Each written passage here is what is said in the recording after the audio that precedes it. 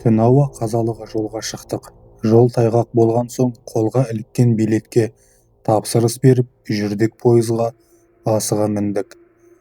Іші үңгірген тыныштық, жұрттың бәрі қалың ұйқыда жатса керек. Орныма отырайын десем әлдекім жайғасып қойыпты. Әрі-бері түртіп ақыры ояттық. Орта жастағы келіншек екен. Аққұба келген өңі күлкісімен дидарласқандай. Көзін тырмалай ашты да бізге сұраулы көзбен қарады. Жоғарысына шыға алмаймын, сендер жассыңдар ғой, деді ол нәзік үнмен.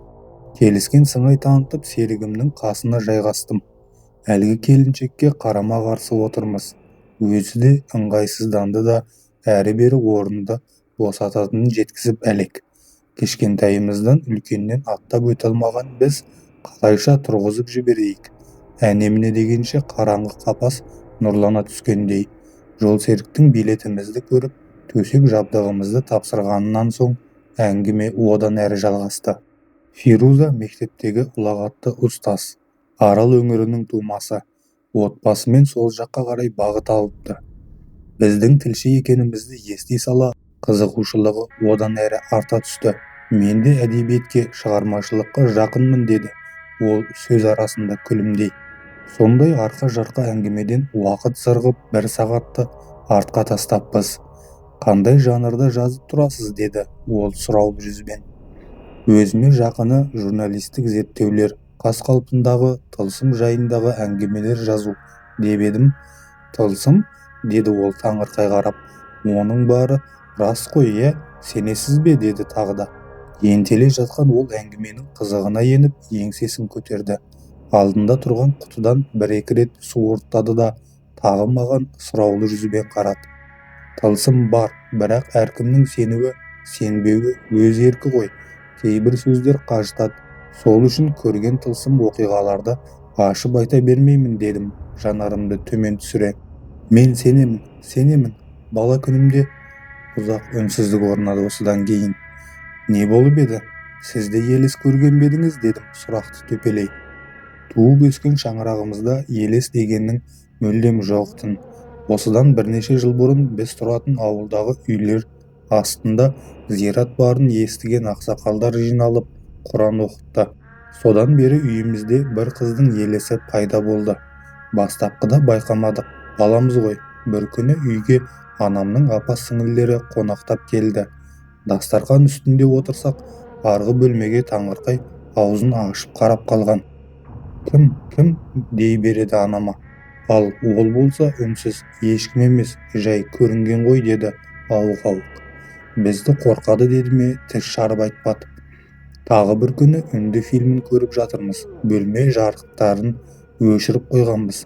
Кенет түпкі бөлмеден бірдеңе қозғалғандай болды. Жапа-тармағай қарасақ, Аққұба келген, шашы ұзын, оны тас қылып өріп қойыпты. Әдемі сары көйлек киген қыз келесі бөлмеге өтіп кетті. Аңқиған күйі қарап қалыппыз. Анамыздан сұрап едік, бұл жолы айтып берді.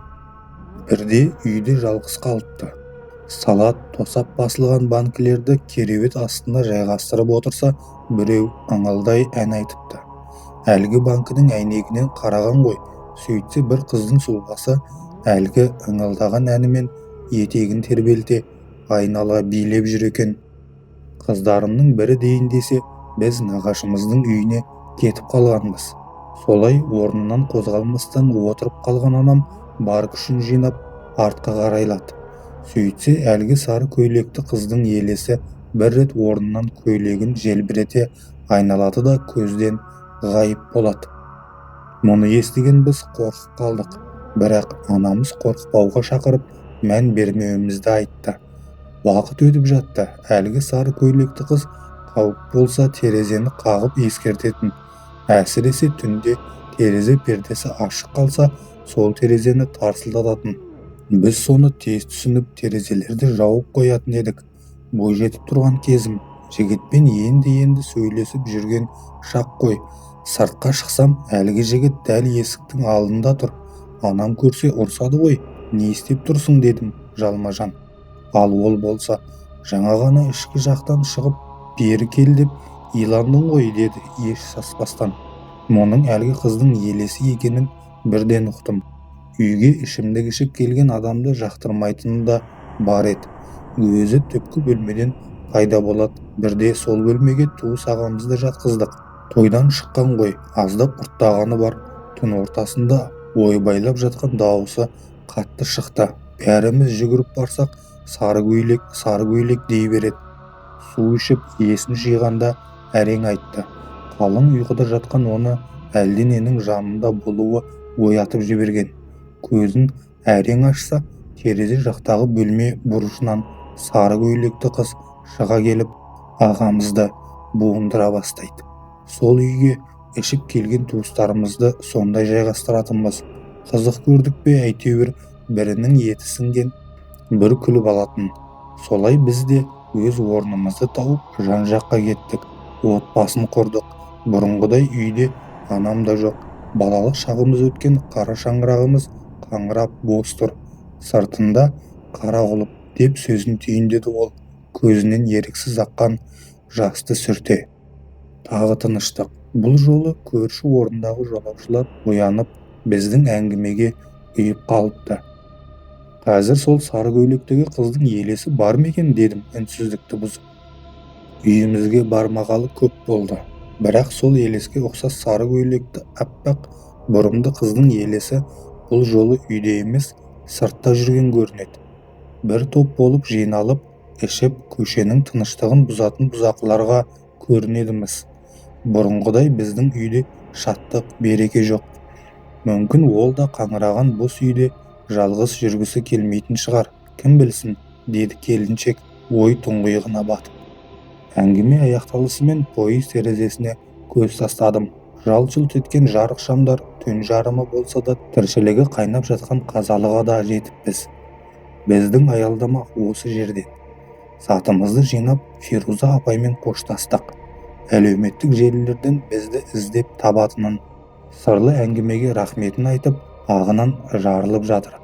Ал сол сәтте көз алдында әлгі сары көйлекті қыздың елесі көлбей өткен еді.